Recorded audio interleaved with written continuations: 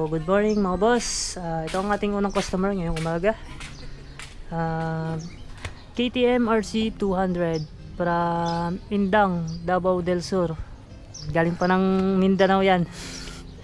Mindanao sa Indang. Okay, so bali itong customer natin ay papalitan natin ng ball race kasi pangit na daw yung kanyang handling.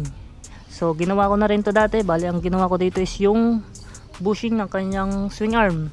Plastic engineering lang kasi yung swing arm nito. So bali pinalit namin dito is metal na. Nagpagawa kami sa machine shop. Pero ang gagawin natin ngayon dito is yung kanyang ball race. Yan. So akyat natin siya dun.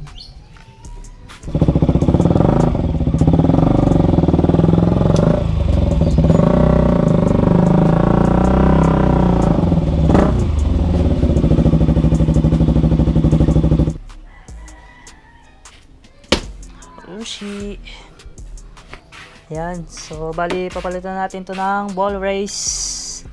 At ito nga pala yung kanyang parts. Ayan, so bali ang compatible daw dito is pang NS200 Bajaj. Ayan, Kawasaki Bajaj NS200 ball race. Okay, so bali sa pagpapalit natin ng ball race nito ay masyadong hassle. Kasi dapat nakataas yung harapan. Dati ginawa ko dito ay ibiniting ko to dati. So ngayon, check natin kung paano diskarte yung gagawin ko dito. So ayan na mga boss, ano? Yan na yung setup ko. Since wala akong lifter, ganito na lang yung ginawa ko. Ayan. So bali nakapadak siya. Tapos iniangat ko na lang dito sa bandang gitna gamit yung jack lifter. Ayan. Tinukod ko siya dun sa bandang sa ilalim, nakatukod siya dyan. Yan, so okay naman, nakaangat naman na yung harap at palagay ko naman ay matibay naman. Ayan, so alalay na lang mamaya sa pagbabaklas ng harapan. Ayan, so napaka-hassle magpalit ng ball race ng sports bike. Ayan, so simulan na natin yung pagbabaklas. Palagay ko may hirapan ako dito kasi yun na nga, ang daming babaklasin, pero subukan natin. Madadali din natin yan.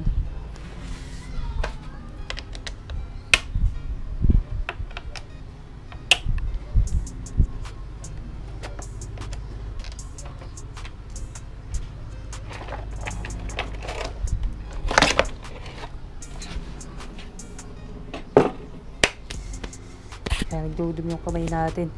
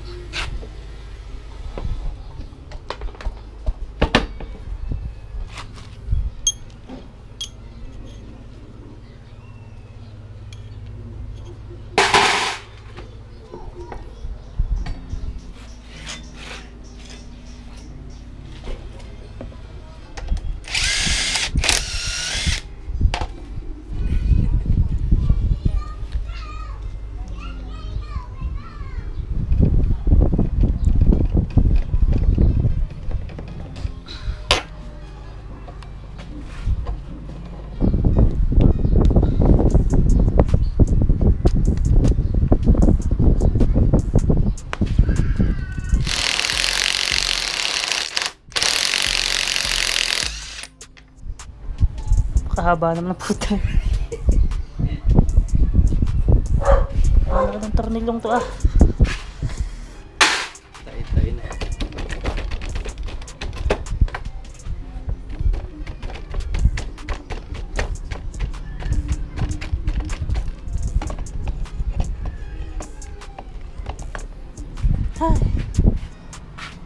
Ayan, so bali babaklasin natin to. Okay.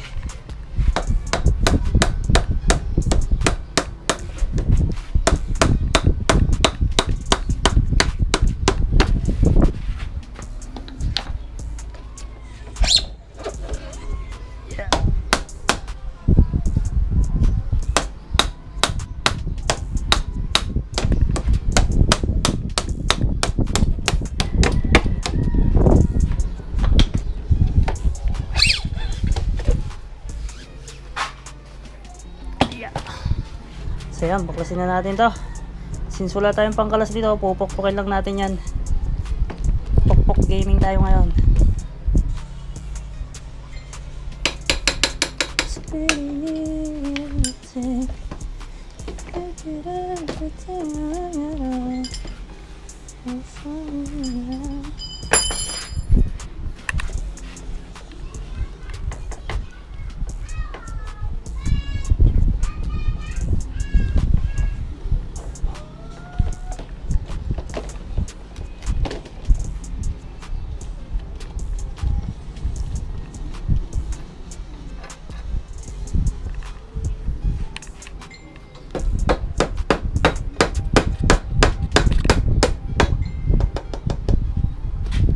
Ayan na!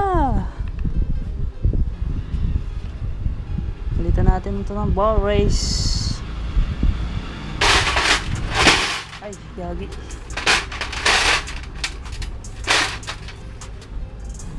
Tingnan natin to. Tingnan nyo yan. Opya! Yan, tsura nya, no?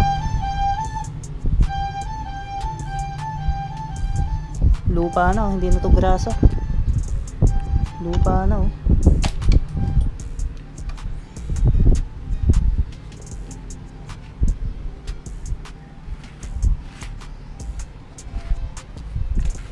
So, baklasin ko muna to, tapos linisin ko.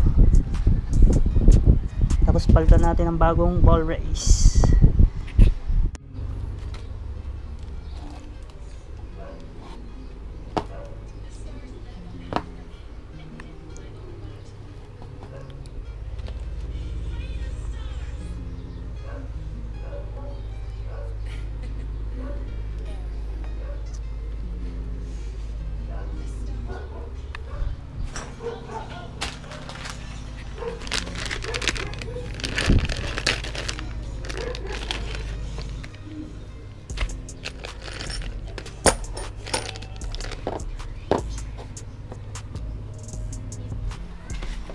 So, yan nga pala mga boss, ano.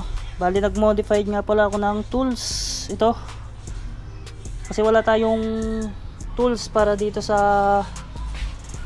ball race. Yan.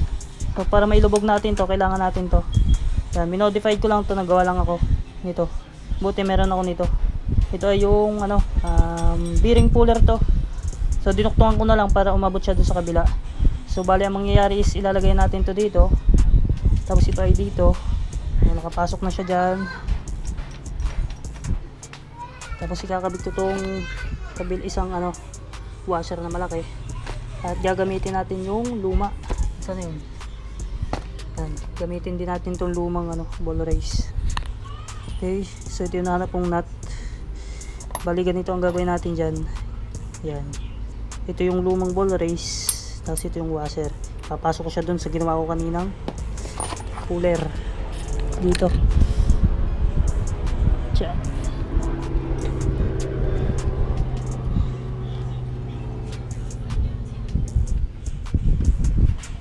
Tapos ito, higpitan ko lang to. Sukat nito ay 17 or 19. Try natin 19.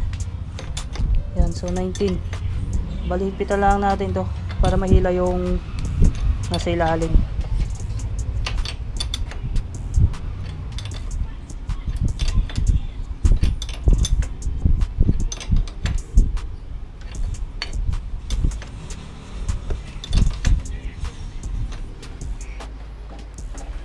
Okay. So, ayan na siya mga boss, ano. Gamit yung ating DIY na tools. Naikabit na natin yung sa ball race. Ayan, so hinigpitan ko lang to, tsaka doon sa kabila. Bali, hihilahin na niya. Kabilaan. Ayan, so bali, papasok na parehas yung cup. Ayan, nakapasok na parehas sa ibabaw at tsaka sa ilalim.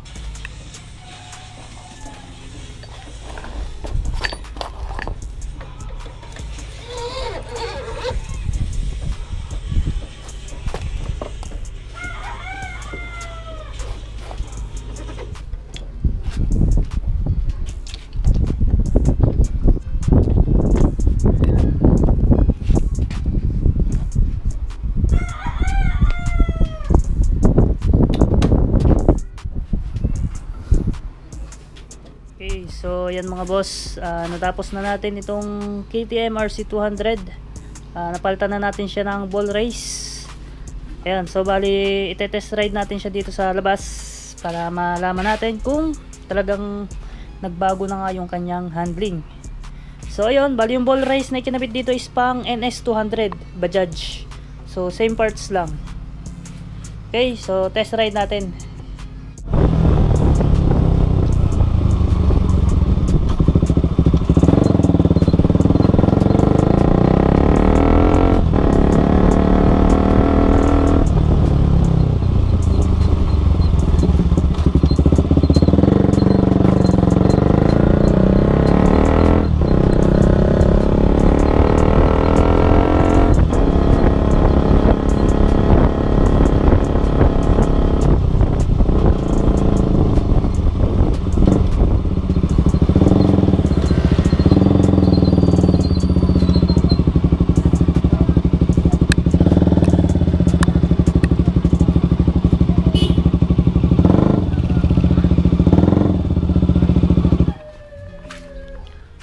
Okay, so yan na mga boss, so far so good naman.